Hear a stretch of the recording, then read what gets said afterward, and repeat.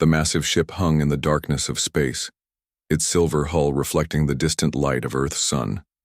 Commander Tae-hyun stood on the bridge, his tall frame casting a long shadow across the polished floor.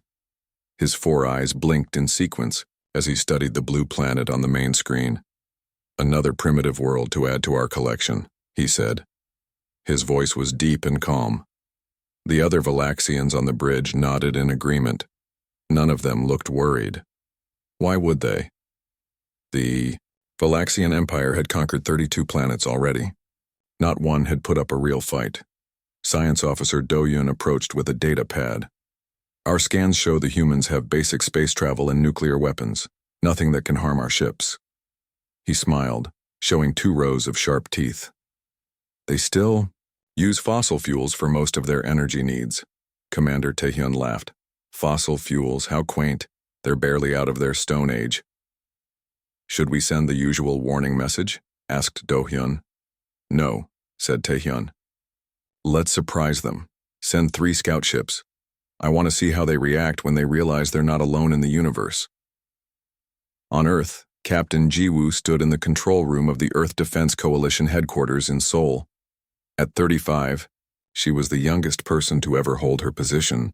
Her short black hair framed a face that rarely smiled these days. Too much responsibility for that. "Captain, we're picking up something strange," said Operator Hanbin. His fingers moved quickly over the touch screen. 3 objects just appeared. At the edge of our detection range, they're moving fast, faster than anything we have. Ji-woo leaned forward. "Natural objects?" "No, ma'am. The movements are too precise, and they're slowing down as they approach Earth." The room fell silent. Everyone knew what this meant. After decades of searching the stars and wondering if humanity was alone in the universe, they had their answer. "Alert, all EDC bases worldwide," ordered Ji-woo. "I want our best pilots ready to launch in 5 minutes, and get Lieutenant Hire in here now." The 3 Valaxian scout ships entered Earth's atmosphere with ease. They were sleek, dart-shaped vessels designed to be fast and nearly invisible to primitive radar systems. The lead pilot, Officer Yeonho, felt bored. This was his 12th invasion, and they all followed the same pattern. Arrive, scare the locals, collect samples, and leave. The real fleet would come later. "Look at their cities," said his co-pilot. "So disorganized.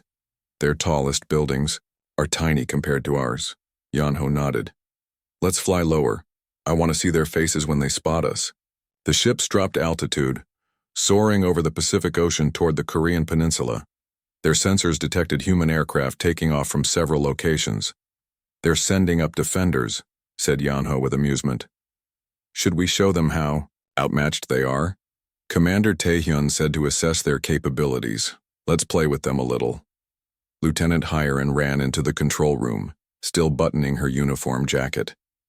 At 28, she was the EDC's top expert on theoretical alien technology, though until today, it had all been theoretical. "What do we have?" she asked, joining Captain Ji-woo at the main console. 3 unknown aircraft moving at Mach 5, currently over the Yellow Sea and heading our way, replied Ji-woo. "No transponder signals, no radio communication. They're unlike anything we've ever seen." Hiren's heart raced. "First contact, this is really happening. I've sent up 6 fighter jets to intercept. Whatever these things are, we need to show that Earth isn't defenseless." On the large screen, they watched as the 6 EDC fighters approached, the alien craft. The pilots' voices came through the speakers, a mix of tension and awe. "I have visual contact," reported pilot Junho. They're not from Earth, no question about it." "Remember your orders," said Captain Ji-woo into her headset. "Do not fire unless fired upon. Try to establish communication." Officer Yeonho laughed as he easily outmaneuvered the human aircraft. Their primitive jet seemed to move in slow motion compared to his scout ship. "They're trying to talk to us," said his co-pilot. "Should we respond?" "No need. Let's see what they do if we get close to one of their cities." The 3 Valaxian ships suddenly accelerated, leaving the human fighters far behind. They headed straight for Seoul, a city of 10 million people. In the EDC control room, panic was setting in. "They're heading right for us," said Operator Hanbin. "ETA 3 minutes." Captain Jiwoo made a quick decision. "Order the Thunderbird battery to lock on but hold fire. If they make any aggressive moves toward the city, take them down." Lieutenant Hyerin looked shocked. "Captain, we can't start an interstellar war on first contact." "I won't let them harm civilians," replied Jiwoo firmly. "Not on my watch." Officer Yeonho was so busy admiring his ship's superior speed that he didn't notice the humans had other defenses. When the warning came from his ship's computer, it was almost too late. Energy spike detected. Defensive maneuvers. The scout ship rolled hard to the left, just as a missile streaked past. Yeonho was surprised. The humans' weapons were more advanced than expected. "They dare to fire on us," he growled. "Let's show them a small taste of Valaxian power." He pressed a button, and his ship's energy cannon charged up. "One of the alien ships is powering up some kind of weapon," shouted Operator Hanbin. Captain Jiwoo didn't hesitate. "Fire everything we have at that ship." 6 missiles launched from hidden silos around Seoul, all targeting the same alien vessel. Officer Yeonho was about to fire when his co-pilot shouted a warning. "Multiple projectiles incoming." "Impossible," said Yeonho. "Our shields can handle their primitive." The first missile hit the scout ship's shield with unexpected force. The shield held, but the impact threw the ship off balance. Before Yeonho could recover, the second and third missiles hit in quick succession. "Shields at 60%, cried the co-pilot. "These weapons are stronger than our data suggested." Yeonho growled in frustration. "Fall back, return to the carrier." But as the damaged scout ship tried to climb, 2 more missiles found their target. The shields failed, and the hull breached. The last thing Officer Yeonho saw was a bright flash as his ship began to break apart. In the EDC control room, a cheer went up as one of the alien ships crashed into the Yellow Sea. "We got one," shouted someone. Captain Jiwoo didn't celebrate. "Track the other 2. "Where are they going?" "They're retreating, Captain," said Operator Hanbin. "Heading back up to space." Lieutenant Hyerin was already grabbing her coat. "We need to recover that crashed ship immediately. The technology inside could change everything." Captain Jiwoo nodded. "I'll assemble a recovery team. You'll lead it." She paused, looking at the radar showing the 2 remaining alien ships fleeing Earth. "But this isn't over. They'll be back. And next time, they won't underestimate us." Back on the Valaxian command ship, Commander Taehyun received the news with shock. One of his scout ships destroyed? By humans? It was unthinkable. "How is this possible?" he demanded. "Their technology should be centuries behind ours." "Science." Officer Do-hyun looked equally confused. "The data must be wrong. Perhaps our shields malfunctioned." Commander Taehyun's 4 eyes narrowed. "No, something is different about these humans." He turned to look at the blue planet once more. "We've conquered 32 worlds without losing a single ship. These humans just destroyed one of our best scout vessels." "What are your orders, Commander?" asked an officer. Taehyun's mouth formed a hard line. "Prepare the fleet. We will not take these humans lightly again. And send our stealth drones. I want to know everything about them before we attack." He had never faced real resistance before. The feeling was new and deeply unpleasant. For the first time in his career, Commander Taehyun felt something unfamiliar. Doubt.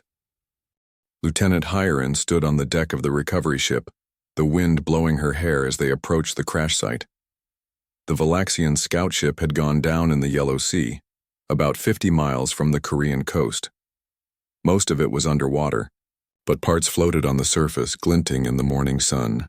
"Amazing," she whispered. The alien metal looked almost like liquid silver, even the pieces that had broken off. "We're going to need bigger cranes," said Engineer Suman, who stood beside her. He was a civilian scientist who had been called in for his expertise in materials. "That thing is huge," Hyerin nodded. "We have to get it all. Every piece matters." Military divers were already in the water, attaching cables to the largest sections of the ship. Helicopters hovered overhead, ready to lift what they could. This was the most important salvage operation in human history. "Are we sure the aliens are dead?" asked Suman, lowering his voice. The impact was too strong for anything to survive, said Hiren. But we'll be careful anyway. On the moon, Commander Taehyun watched as Valaxian ships landed on the dark side, out of sight from Earth. Within hours, they had established a forward base. Workers set up shield generators, weapon platforms, and living quarters. The moon would be their staging area for the coming invasion. Our stealth drones have sent their first reports, said Science Officer Do-hyun. The humans are recovering. Our downed ship, Commander Taehyun hissed in anger. Primitive creatures touching our technology, disgusting. Should we destroy the wreckage? No, said Taehyun after a moment of thought. They won't be able to understand our technology anyway. It's too advanced for them. He turned to his advisor. Sunwoo, prepare for a diplomatic mission. Let's see. If these humans are smart enough to surrender peacefully. Advisor Sunwoo bowed. Yes, Commander. I will speak to them of the glory of the Valaxian Empire. Take a small escort. Show them enough of our power to make them afraid. But not enough to make them desperate. 3 days later, Lieutenant Hiren could hardly believe what she was seeing. The alien ship had been moved to a secure facility near Busan. The largest pieces were set out on the floor of a huge hangar. We've made a breakthrough, said Engineer Suman, his eyes bright with excitement. The metal responds to electrical currents. Watch this. He touched 2 wires to a piece of the hull.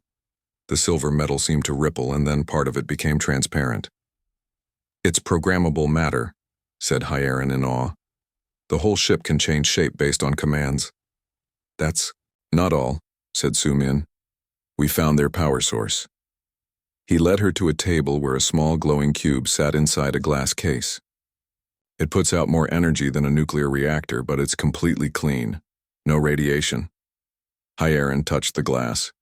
If we can figure out how this works, it would change everything, finished Suman. Energy problems solved forever. A soldier ran into the hangar. Lieutenant, Captain Jiwoo needs you immediately. We've received a message from the aliens. The EDC headquarters was in chaos when Hiren arrived.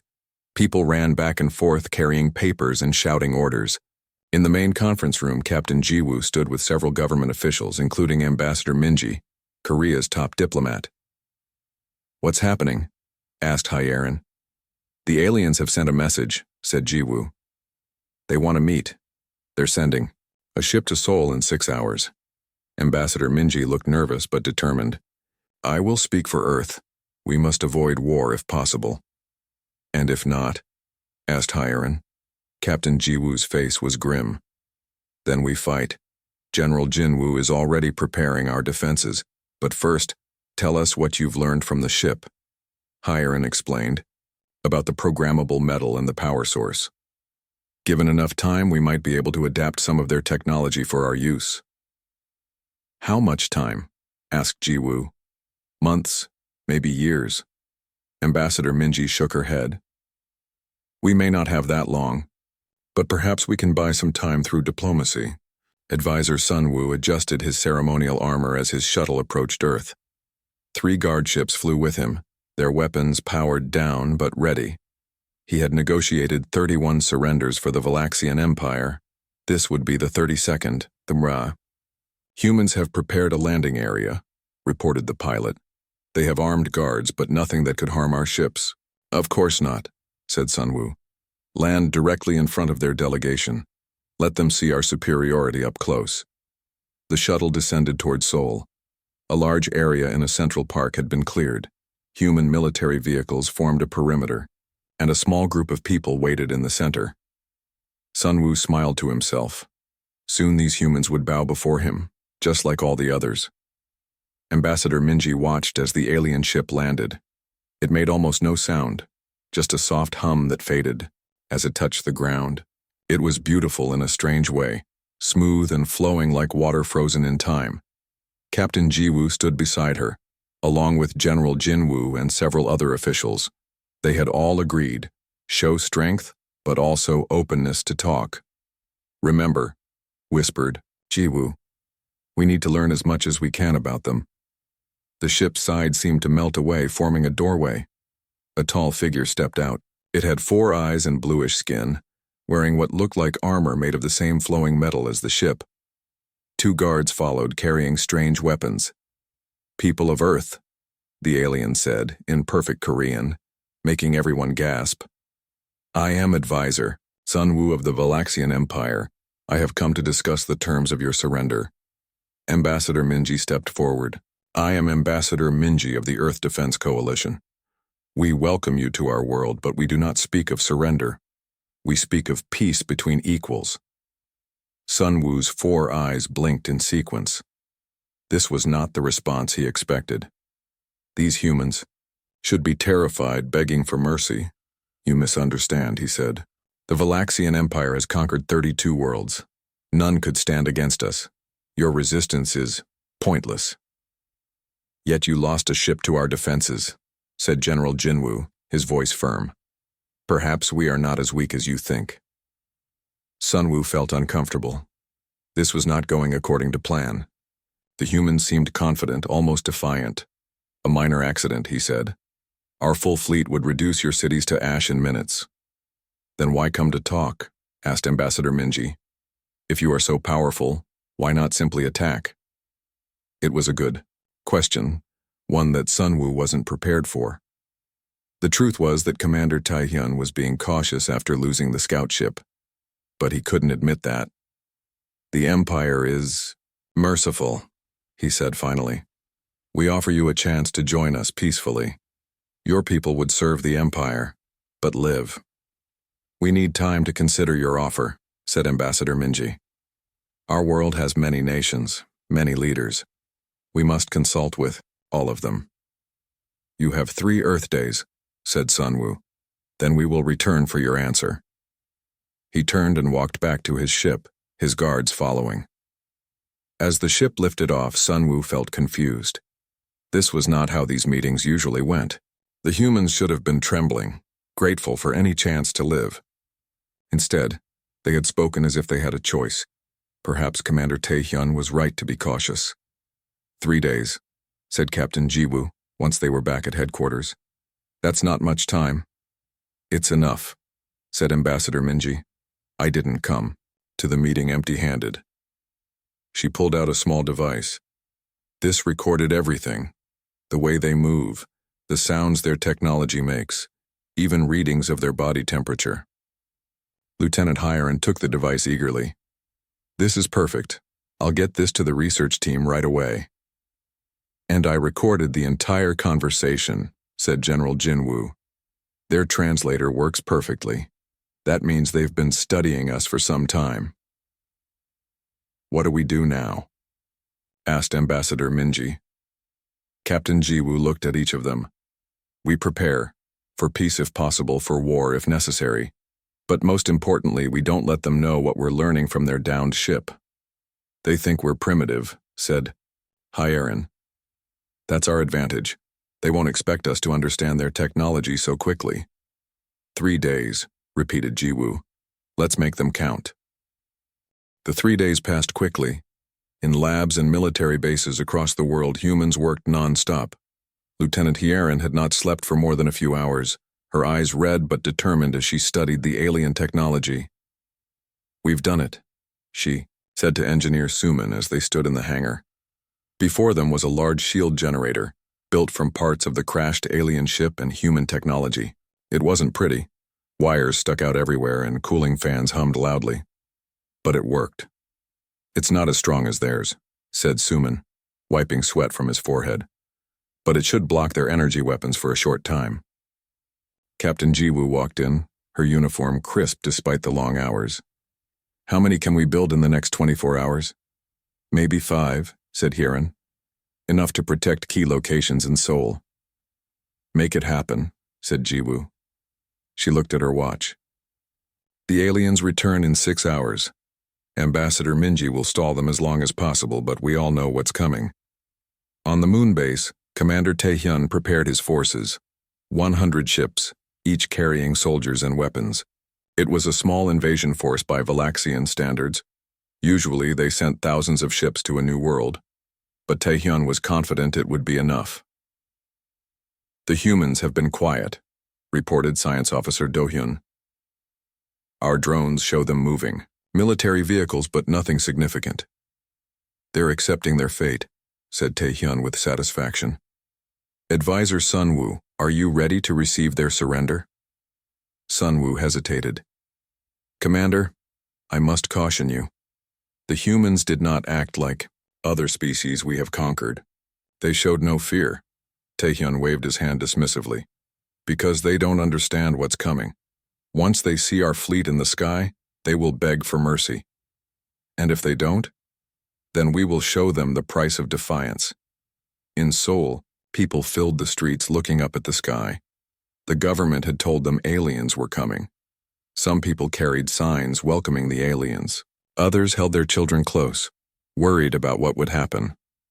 In a park in the center of the city, Ambassador Minji waited with General Jinwoo and a small group of officials. A larger military force waited nearby, hidden in buildings and underground. Here they come, said General Jinwoo, pointing up. A single ship descended first, the same one that had brought Advisor Sun-woo before. But this time, hundreds more ships hung in the sky above it, visible even in daylight. The message was clear: surrender or die. The ship landed, and Advisor Sun-woo stepped out, flanked by 4 guards this time. Ambassador, he said with a small bow.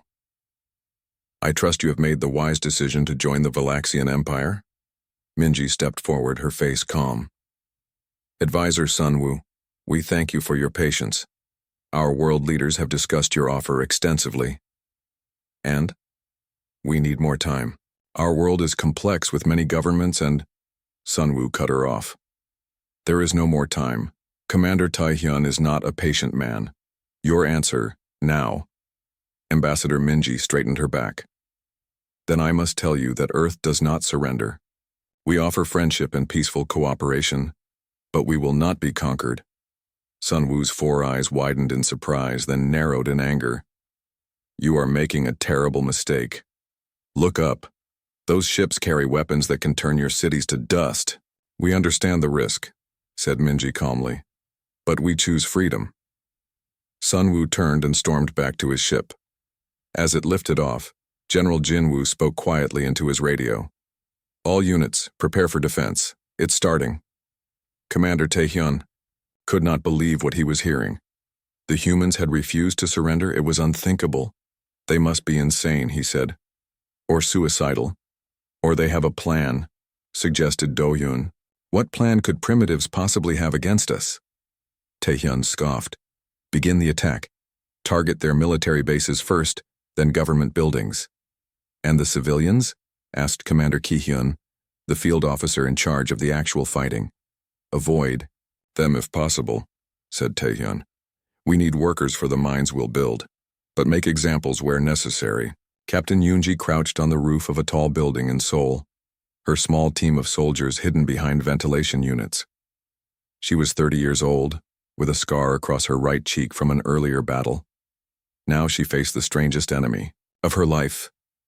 Here they come, she whispered, looking through binoculars. Alien ships broke off from the main fleet, heading toward the city. Remember the plan. Let them land, then hit them with everything we've got. Across the city, similar teams waited. They didn't have the technology to fight the aliens in the air, but on the ground humans had one advantage. They knew the terrain. The alien ships fired their first shots, bright beams of energy that streaked toward Seoul's military headquarters. But just before impact, something amazing happened. The beams hit an invisible barrier and scattered, leaving the building intact. On his command ship, Tae-hyun jumped to his feet. What was that? Why is that building still standing? Science officer. Do-hyun checked the readings, his 4 eyes blinking rapidly. They have shields, similar to our own technology. Impossible. They couldn't have developed shields so quickly. The downed ship, said Do-hyun. They must have studied it and adapted the technology. Tae-hyun slammed his fist on the console. Land the troops. If we can't destroy them from the air, we'll crush them on the ground. The first Valaxian ground troops landed in a large park. They were tall, strong soldiers in powered armor that made them even more formidable. Each carried an energy rifle and a short sword made of the same flowing metal as their ships. Commander Ki-hyun led them, confident in their superior technology and training. Spread out and secure the area. Remember, the humans are physically weak but may be in large numbers. The Valaxians moved through the park, their armor gleaming in the sunlight. The area seemed deserted. Empty benches, silent playgrounds. "Where are they?" asked a soldier. "Hiding in fear?" A small object rolled toward them. Commander Ki-hyun recognized it too late. "Grenade! Take cover!" The explosion wasn't large, but it released a thick cloud of smoke that covered the entire area. The Valaxians' helmet filters should have protected them from any gas, but something was wrong. Their armor systems began to flicker. "My power levels are dropping," shouted a soldier in panic. From the buildings around the park, humans appeared. They wore simple body armor and carried a mix of standard guns and strange, cobbled-together weapons. Captain Yoonji gave the signal and her troops opened fire. The bullets didn't penetrate the alien armor, but the strange weapons fired pulses of energy that caused the alien suits to short out. "What is happening?" demanded Commander Ki-hyun as his own suit began to fail. "How do they have this technology?" The humans attacked from all sides, using the terrain to their advantage. They appeared from sewers, jumped from trees, fired from windows. It wasn't a fair fight. It wasn't meant to be. It was guerrilla warfare at its finest. Some of the Valaxian soldiers managed to fire back, their energy weapons cutting down several humans. But without their powered armor working properly, they were slower, more vulnerable. In the command ship, Tae-hyun watched in disbelief as the reports came in. The ground troops were facing heavy resistance. The shields protecting key human buildings were still holding. And now his communications officer had more bad news. "Commander, we're being hacked. Someone is trying to access our fleet communications." "How is that possible?" demanded Tae-hyun. "Our systems are encrypted with technology these humans couldn't possibly understand." Chief Yuna, a human communications expert, would have smiled if she'd heard that. In a bunker deep under Seoul, she and her team had been working on the communication systems recovered from the downed scout ship. Now they were using that knowledge to listen in on the invaders. "I've got their main frequency," she told Captain Ji-woo. "They're confused and angry. The ground troops are calling for reinforcements." Ji-woo nodded. "Good. We won't win this war today, but we'll show them that Earth won't fall easily." Outside, the battle continued, the first of many to come. The Valaxians still had the upper hand in technology and numbers. But for the first time in their long history of conquest, they faced an enemy who refused to be intimidated, an enemy who learned quickly, adapted faster, and fought with unexpected determination. An enemy called humanity. 2 weeks had passed since the invasion began. The situation on Earth was grim, but not hopeless. Major cities around the world had been attacked, but the human resistance was stronger than the Valaxians had expected. The aliens controlled the skies, but on the ground, they faced constant challenges. Commander Tae-hyun stood in the war room of his moon base, looking at the holographic map of Earth. Red dots showed Valaxian-controlled areas, blue showed human strongholds, and yellow showed contested regions. There was too much blue and yellow for his liking. "This is unacceptable," he said, his voice cold with anger. "Why haven't we crushed them yet?" Commander Ki-hyun, who had been recalled from Earth after his failed first assault, stood at attention. "The humans are resourceful, sir. They adapt quickly, and they know their own planet better than we do." "Excuses," snapped Tae-hyun. "We have conquered 32 worlds. This backward planet should have fallen in days." Science Officer Do-hyun approached with a data pad. "Commander, I believe it's time to deploy the climate modifier." Tae-hyun's 4 eyes blinked in sequence as he considered this. The climate modifier was one of their most powerful weapons, a device that could alter a planet's weather patterns drastically. They had used it only 5 times before, each time bringing the target world to its knees. "Prepare it," he ordered. "Target their food-producing regions first. Let's see how brave they are when they're starving." In a secure underground lab in Busan, Lieutenant Hyeran worked with Dr. Min Seo, a microbiologist who had been studying the Valaxian bodies recovered from downed ships. They wore protective suits even though tests had shown that the aliens carried no pathogens dangerous to humans. "Look at this," said Dr. Minseo, pointing to a slide under a microscope. "Their cellular structure is fascinating. They evolved in an environment with very little bacteria." Hyeron looked through the microscope. "What does that mean for us?" "It means they have almost no natural immunity to Earth bacteria," said Minseo with excitement.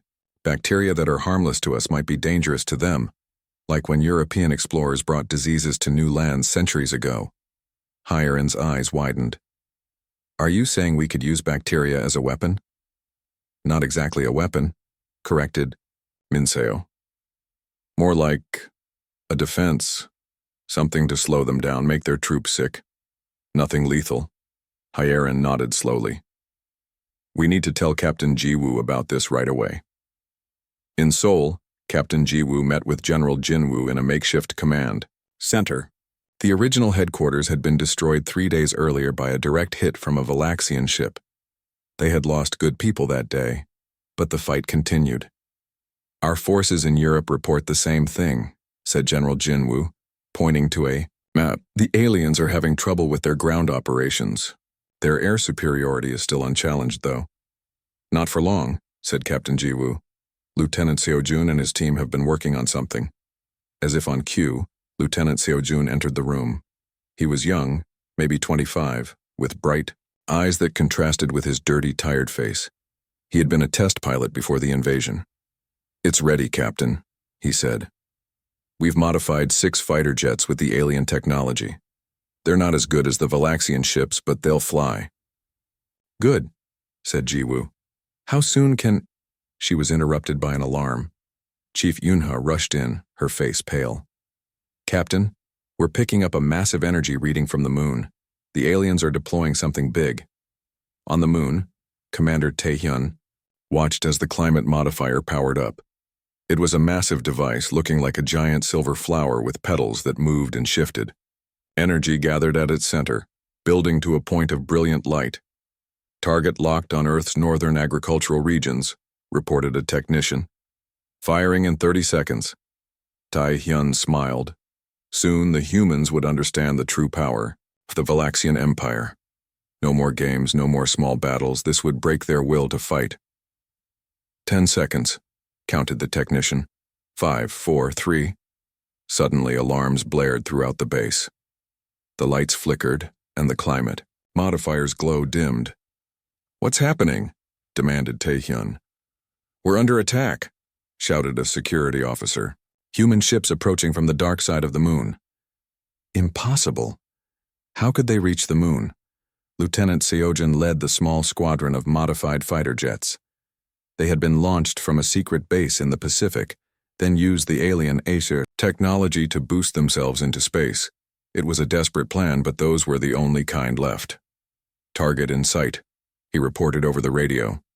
"That big flower-looking thing is definitely their weapon." "Remember the plan," came Captain Jiwoo's voice. "Hit the power relays first, then the main structure." The 6 human ships streaked across the lunar surface, firing weapons that were a mix of human missiles and adapted Valaxian energy technology. The aliens were caught completely by surprise. Their defenses were aimed outward, into space, not down at the moon's surface. The first volley of missiles hit the power relays that fed the climate modifier. Explosions lit up the lunar darkness, and the giant device's glow faded further. "It's working!" shouted one of the pilots. "Hit it again!" In the command center, Taehyun was shouting orders as screens showed the human attack. It was chaos. No one had expected humans to reach the moon, let alone with ships that could cause damage. Shoot them down, activate all defenses. But it was too late. The human ships fired again, this time directly at the climate modifier. The giant device shuddered, its petals twisting unnaturally. Then, with a silent explosion that shook the entire base, it tore itself apart. "No!" screamed Taehyun. The climate modifier had taken years to build and was one of their most valuable weapons, and these primitive humans had destroyed it in minutes. "Commander," said Science Officer Do-yun, his voice shaking. The explosion damaged our main power core. The entire base is losing power, including life support. Taehyun stared at him in disbelief. How had things gone so wrong so quickly? Lieutenant Seojin watched as the alien weapon exploded. Target destroyed, he reported. Beginning Phase 2. The human ships split up, now targeting the Valaxian ships docked at the base. They wouldn't be able to destroy many, but each one they took out was one less that could attack Earth. Watch your back, Seojin, called another pilot. 3 enemy fighters coming your way. The lunar sky filled with streaks of light as human and Valaxian ships engaged in the first space battle in Earth's history. The humans were outnumbered and their ships were less advanced, but they had surprise on their side, and a determination that shocked the Valaxians. Back on Earth, Captain Jiwoo listened to the battle reports with a mix of hope and fear. They had dealt the aliens a serious blow, but at what cost? How many of their pilots would return? Her phone rang, a secure line from the Busan lab. It was Lieutenant Hyerin. "Captain, we've made a breakthrough," said Hyerin, her voice excited. "Doctor, Minso has found something in the Valaxian biology.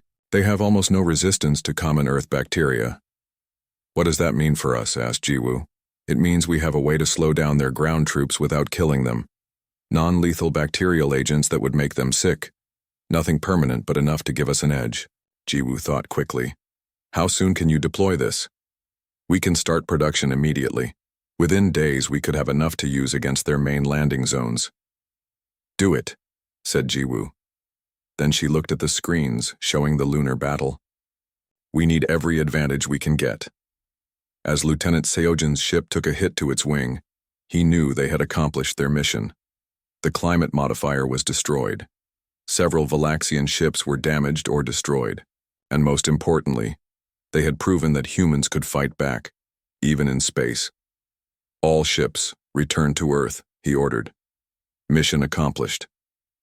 As they turned their ships homeward, Seojin looked back at the Valaxian moon base, its lights flickering, as power systems failed. For the first time since the invasion began, he felt real hope. The aliens had thought themselves invincible, but on this day, Earth had proven them wrong. 1 month after the destruction of the climate modifier, the war had changed dramatically. The Valaxians still had more ships and weapons, but the humans had made remarkable progress adapting alien technology. More importantly, the bacterial agent developed by Dr. Minseo had proven extremely effective. Thousands of Valaxian soldiers had fallen ill, forcing them to retreat from many ground positions. On the moon base, now running on emergency power, Commander Taehyun received the worst news of his career, a message from the Valaxian Empire. High Commander Kyung-min was coming personally to assess the situation. "This is your fault," Taehyun hissed at Science Officer Do-hyun. "You underestimated these humans." "We all did," replied Do-hyun quietly.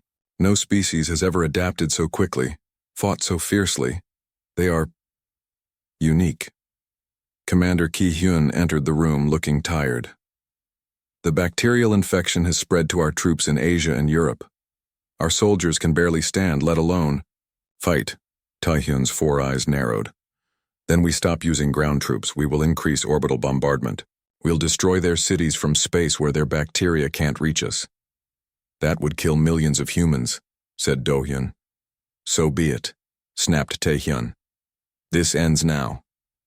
In the secure bunker beneath Seoul, Captain Jiwoo met with Earth's military leaders via video conference. The room was crowded with screens and equipment. The remains of a quick meal sat on a desk, evidence of the long hours everyone was working. "The enemy is changing tactics," she explained. "Our spies report they plan to abandon ground operations and focus on orbital attacks." General Jinwoo frowned. "Can our new shields protect entire cities?" "No," said Lieutenant Hyerin, who sat nearby. "We've improved the technology, but we can only shield key buildings." Ambassador Minji had been listening quietly. "Then perhaps it's time for a different approach. Our intelligence suggests there's division among the Valaxian leadership. Their high commander is coming to evaluate the situation." "Which means they're worried," said Captain Jiwoo. "This invasion isn't going as planned."